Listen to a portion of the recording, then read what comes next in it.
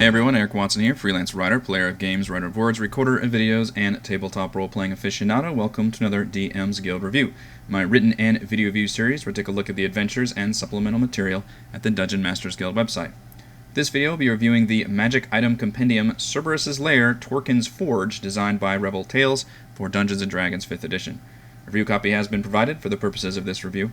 If you enjoy my videos, consider using my affiliate links for your DM's Guild shopping and supporting me via patreon.com/roguewatson.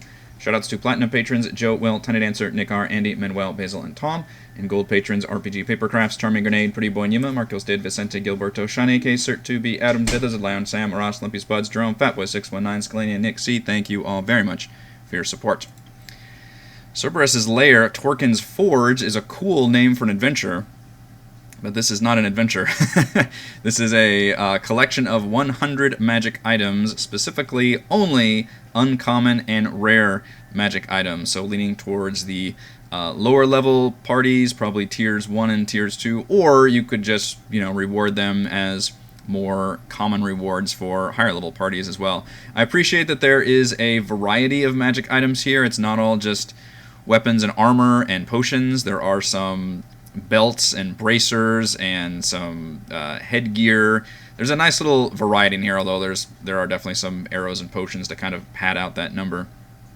Really good production values, awesome, really, really good cover art here, absolutely fantastic. And there's a nice little flavor text at the beginning, which you don't usually see for these magic item supplements. We might get some kind of background on the designer, which we do get that here in the introduction. But it's almost reading like this is written specifically as flavor text for just the DM reading this, because that's, players aren't going to actually read this. They're just going to get the magic items in their game. So I appreciate that you're like walking into this blacksmith's forge, and there's this nice little written bit, and it's very immersive. It's just kind of a bonus. Like it's nice to see that. Unfortunately, it doesn't translate to the actual magic items, which is too bad, because I think this is really fun and immersive and well written. But the actual magic items are just purely mechanical. There's no flavor text in here. There's not even any real descriptions. I think the only descriptive text we get is maybe like a line for some of the potions. Like they've got, there's bits of bone floating in here, or a chunk, or a cat's hair or something. But otherwise, there's nothing. And I don't expect every magic item to have this big, long, flavorful backstory. And especially I get that that's something you would get more for, higher level legendary items that are very unique, and that's part of their power is the history that they have. And those are the kind of items that you would expect to see, actual flavor text and story and all that. So I don't necessarily expect to get that for everything, but it would be nice to get some kind of at least descriptive text, or the occasional personable item. This is not just twin daggers. These are twin daggers of from the elven city of blah blah blah, and there's this little bit of history there, or so and so enchanted these to be that. Just add it. This is Torkhund's hammer that does this. It's just adding a little bit of more fun to these items that have this history. That's always something that's really fun for DMs to design, is part of the actual flavor and not just the mechanical benefits. Although obviously the mechanical stuff is very fun, and that's ultimately what a lot of people are going to care about. But still, it would have been nice to have some kind of flavor text there, and it's just kind of a bummer that we don't really get that. The production value, however, is very, very good. Like, this looks like something that was ripped out of an official 5e product, which I always appreciate. It uses the same layout and the same formatting, the same font, the same text. All of that is very much the same. I really like this art, and I had to actually go back and check to see if this was original artwork or not, and I'm still a bit confused on that. I don't think it is, although it does mention that some artworks realized with photo editing by one of the designers. Revel Tales is made up of several different designers, so I guess some of it was edited from the DM's Guild stock art. I don't know if it's wholly original, but it is awesome. I love to see, especially with magic item supplements, where having artwork of the item adds so much to the product. I think that's amazing. I would have loved if we can go even a bit further. I'm not going to dock the product for not doing this, but it would be amazing if magic item compendiums, supplements, whatever we're going to call them, actually included separate handouts that included the item, you know, the mechanical text, and then the picture as something you could, like, you know, if it was like a printer-friendly thing that you could like literally cut out as cards and hand them to the players, or as someone like me who plays on Roll20, I can, you know, crop that and include that as a digital handout. But that would add so much. And as somebody who plays on Roll20, being able to create those items as actual handouts versus just telling the player and like copy-pasting the text adds a lot to the product. And that was something I was thinking about. When you actually have the images, it adds even more to that when you can add to the handout. So altogether, I counted over 40 pictures, which is almost half of the items have a picture. Now, granted, some of them are just, you know, arrows that look like arrows, or, you know, there's some neat little potions here. So they're not all like just fantastic images, and you could tell like some of them were just, you know, I mean, this is just a fucking belt here. You can call it Acrobat's belt if you want, but that looks just like a belt from our time. So it's not, you know, not all of them are amazing images, but still, it still adds a lot to be able to have an image and show that to people. In terms of the actual items, they're fine. I mean, it's tough to judge because these are items that are uncommon and rare, so they're specifically not very powerful. Unfortunately, that translates to most of them aren't that interesting either, and I think there is a way to make low power items more interesting by showing me things that I haven't seen before, basically. If your magic item just grants you the ability of a spell, that's fine, but that's also not that interesting. You know, if your armor lets you cast the shield spell a certain amount of times, or let's see, this armor lets you cast mirror image, you know, once per day. That's fine, but none of that is particularly creative, I guess. And especially the wands are really bad about this. There's a collection of wands, and all of them are just, this wand lets you cast this spell, which is fine, but it just feels like you're checking boxes at that point. You know, like, all right, well, we've got some wands. Let's let you cast the silent spell. Let's you cast the command spell.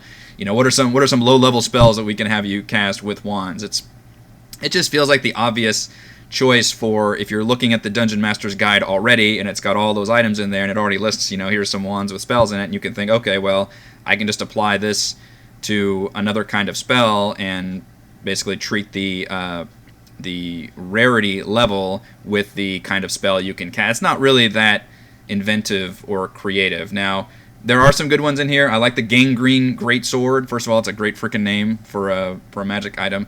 And I also love, it does it doesn't do extra damage. It does necrotic damage for half of the damage. I think, correct me if I'm wrong, a Greatsword normally does 2d6. This one just does 1d6 slashing, 1d6 necrotic.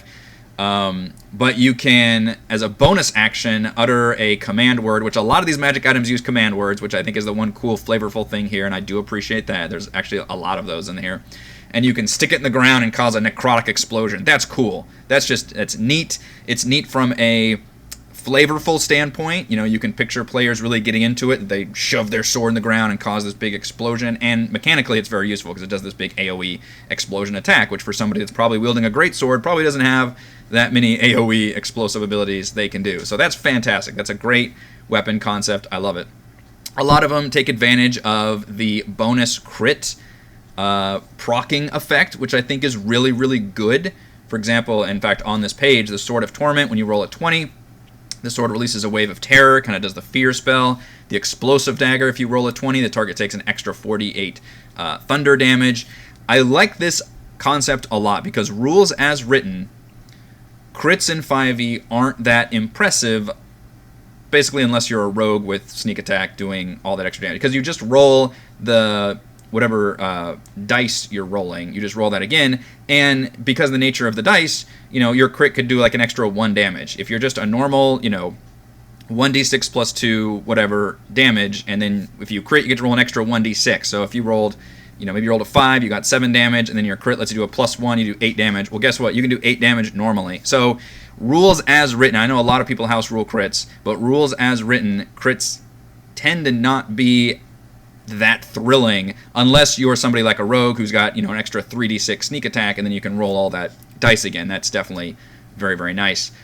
So I do like magic items that proc on rolling a crit, because that solves, not only does that, it solves two issues. One of them is, how do you make low-level items meaningful and powerful without making them too powerful?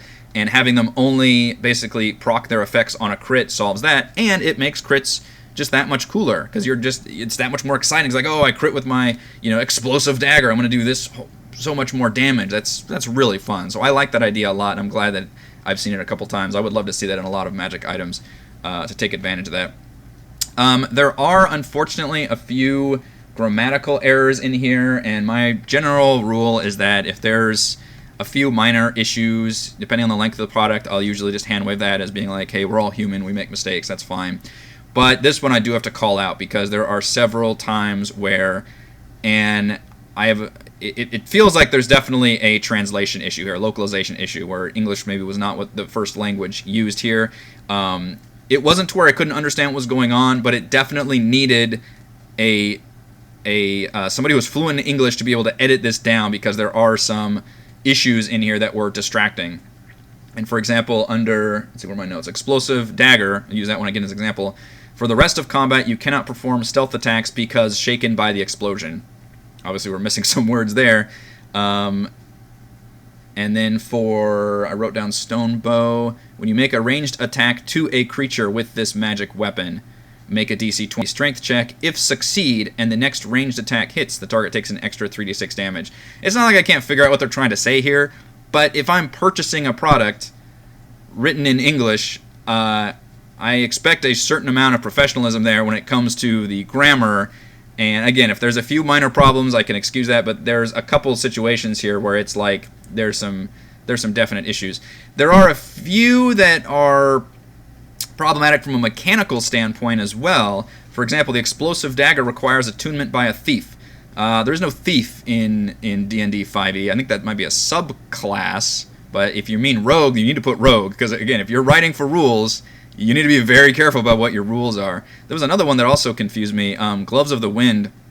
You can speak a command word. You can use an action to speak a command word to gain a +1 bonus that lasts for a minute, but there's no... I don't know why that's not always on. There's no like once per day or anything like that. It just seems like a pain in the ass to be I mean, you just constantly walk around every minute saying this command word, so you have to use it in combat. So it just seemed kind of goofy to me in terms of a mechanical balance issue. But I like the general variety. There are some fun things here. The extra dimensional weapon kind of gives you the power of, I think it's the Eldritch Knight Fighter, who can kind of shunt his, or is that the Warlock? I don't know, one or both of them can like shunt their weapon away and then have it reappear. This cloak kind of gives you that ability. I think there was also an item that gave you the like bard abilities for like Song of Rest. Those items, those are the kind of things I would only reward parties if they specifically did not have those classes or subclasses, by the way, because I don't want to step on anyone's toes when I'm giving out magic items. I appreciate clothing and garments too. Like you can pull out, thieves' tools or blacksmith's tools. Like that's fun stuff to give low level, that doesn't have any combat benefit really whatsoever. That's fine. The Lucky Man's Tunic caused a little bit of an eyebrow raise. When you wear the tunic, you and the DM roll a d20. If you win, the value of any treasure you find is increased by 50%. But if you lose, your treasure is halved. Now, first of all, that's a huge percentage, and you got to imagine this can scale. I mean, you could wear this tunic for the rest of your career, and I don't know what that would. I mean, I guess if it's a D20, and first of all, it doesn't say what happens on ties. Again, you have to be very mechanically careful. And is that treasure that you specifically open? Is it treasure that you are always being divvied? How does this work? Like, I am fascinated by this because it's very interesting, and I appreciate the magic items that cause me to go, well, wait, this is different, and that one's a different one, but it needs to be a little bit more mechanically sound on how that works. My other complaint with the magic items is too many of them offer a skill modifying bonus. Dancer's Shoes is an example, +4 bonus to performance checks. There's I think it's next page, Cloak. Sentinel's Belt, +2 bonus on perception checks. These are problems. Oh, Cloak of Thorns, +2 bonus on stealth checks. This is not 5e. I think this might be a problem for designers that are more familiar with older editions of D&D because, in older editions we had skill points, we leveled up, we put them into skills. 5e, you don't do that. In 5e, your skills are determined by your proficiency bonus, aka your level, or your range of level, I guess, and your attribute, your actual stats, your strength, con, and all that. That's it. I guess technically, if you have expertise, doubles your proficiency, and you could have jack of all trades. So there's a few very class-specific abilities, but none of them add specific numbers. Correct me if I'm wrong. Maybe there's a subclass out there that does, but I don't believe any of them add specific numbers or modify a skill. So I have a big problem with magic items that do that because I think that's going against what 5e is. And what I like about 5e, and what I think a lot of people like about 5e, is how much it simplifies a lot of that more complex character building that plagued older editions of D&D. Now, granted, a lot of us did enjoy that. It was fun theory crafting and putting all that together, but what 5e does is it grants advantage. You have advantage and disadvantage. That's the solution. For example, the spell Enhanceability, which is a very popular spell where they just combined all of those, Cat's Grace and Bull's Strength, all of that into one spell, and you could just choose what you want to enhance. Enhanceability doesn't add any numbers. It just grants you advantage on all of those attributes. You have advantage on Dex, you have advantage on Con, you have advantage on Strength. That's it. It doesn't add any numbers. So I have a big problem with magic items that add numbers. I know I'm going off on a bit of a rant here, and the worrisome issue is that the designer does do it correctly for other items. So for example, which one is this? The Harmonica of Melancholy. You have advantage on performance and persuasion checks, and disadvantage on intimidating and deception checks. That's perfect. That is exactly how you should do these magic items. You have advantage. In fact, I like that one because it has an advantage and disadvantage combo. That's really interesting. But I don't like the ones that do the skill bonus, and unfortunately too many of them, Brooch of Resolution, you gain +2 bonus on any intimidation checks. I don't like that at all. Just give me advantage or disadvantage. If you want to limit it to certain situations, that's fine, and that's up to the player to keep track of. In fact, there's a really cool, I like one of the armors at the beginning, the Hunter's Armor, where you can use a command word to cast the invisibility spell, but it only works on your favored enemies. It requires attunement by a ranger. That's a really neat restriction, because casting invisibility is obviously a really powerful feature for armor, even if it's limited to once per day. But if it's limited to the favored enemies of the ranger, then that's a really, I think, quality restriction, so you can feel like you can give that out a little bit more freely. So I like that. But I don't like the +2 skill modifiers. I think that gets a little too fiddly, and it goes against what 5e is all about. So, and that's pretty much it. Like, there are some good items in here. I appreciate the large variety of items. Horns and bags and pipes and headgear. All that is very, very nice. The Tiara of Self-Sacrifice. This is another one that's a good idea for an item, but I think is not mechanically sound, because I like the aspect of having a certain amount of charges where you can take all the damage dealt to an ally within 30 feet. A lot of player character archetypes would be grateful to have an ability to absorb that damage, but it says you have to use a bonus action.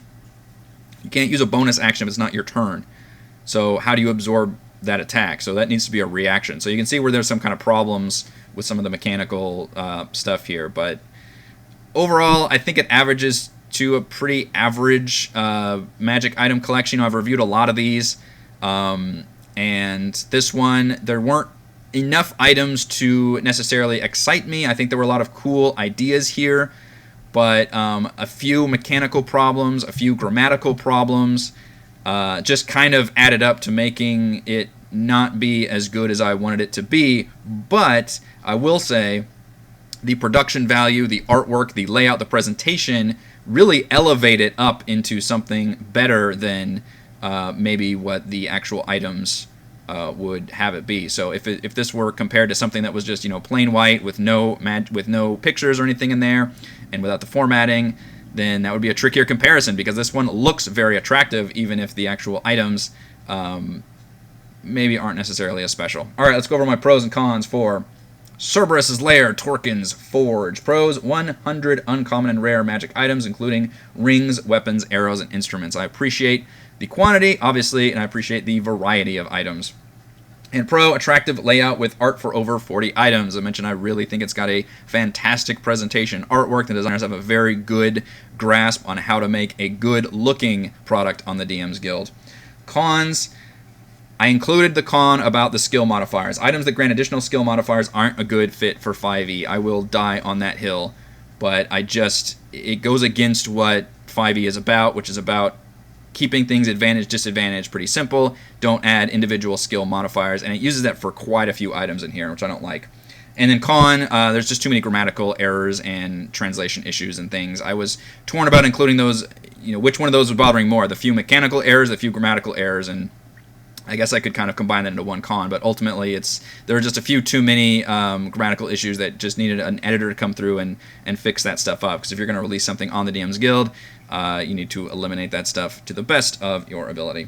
Final verdict, an attractive layout and plenty of artwork elevate the otherwise average collection of low-level magic items found in Cerberus Lair, Torkhund's Forge. Thank you to everyone for watching this video review. You can see my written review at roguewatson.com. You can support my work at patreon.com/roguewatson. And you can follow our own D&D adventures here on my YouTube channel. Thank you.